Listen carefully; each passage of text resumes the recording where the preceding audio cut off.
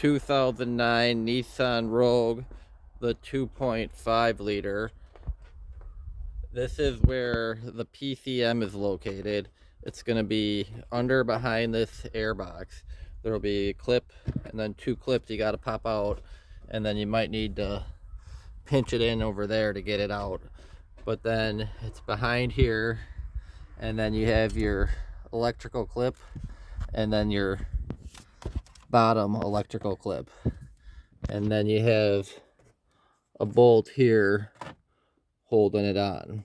And then so it's got right down in here, you got your model number that you can get to do a person to reprogram it.